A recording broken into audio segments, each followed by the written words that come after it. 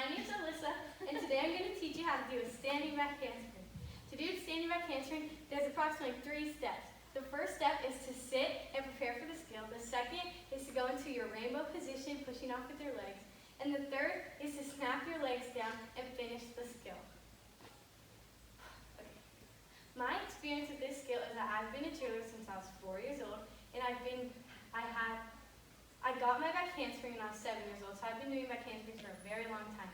So over the years of doing the competitions and the school cheer, I've learned a lot of technique that helps you to do really good back handspring.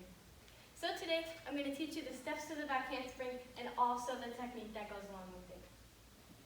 The first step to do a back handspring is to start with your feet together, arms by your side, and standing up straight. You also need to make sure that before you do your back handspring, you've stretched out and you're ready and warmed up. So, first you start with your feet together, arms by your side, and standing straight up. After you do this, you're going to sit back, making your thighs almost parallel to the ground and pushing back with your arms. When doing this part, you want to make sure that your shoulders, knees, and toes are all in line so that you're not leaning forward or backwards too much. So that first step looks like this. One more time, just so that you guys can see. The first step is like this. Okay. After this, I'm going to teach you the second step. The second step to do the back handspring is that you start back in a sitting position and you're going to use your legs to push off, bringing your arms above your ears and keeping them right in close to your head and straight. So you started here and you're pushing back here. Now, when you push off your legs, you're basically going to do a jump towards the back wall, and you should end up in a position sort of like this.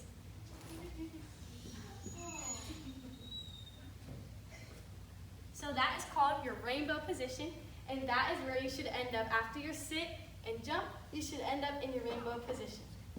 So that's step 2 of the back handspring.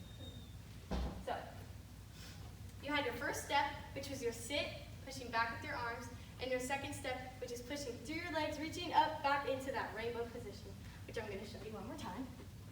Rainbow position looks like this. Okay. Now, your third step.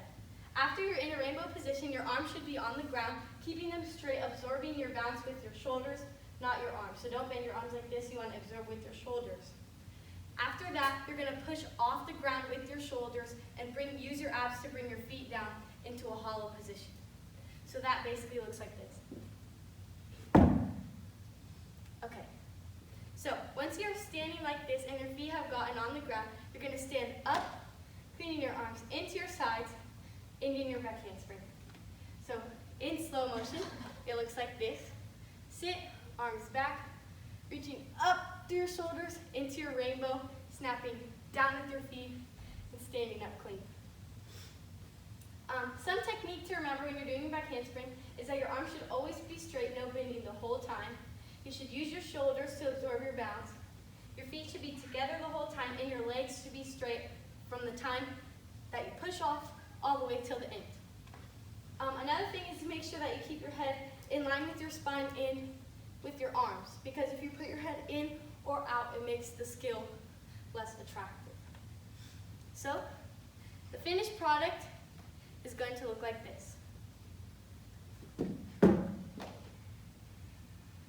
Thank you so much. Now you know how to do a standing back handspring.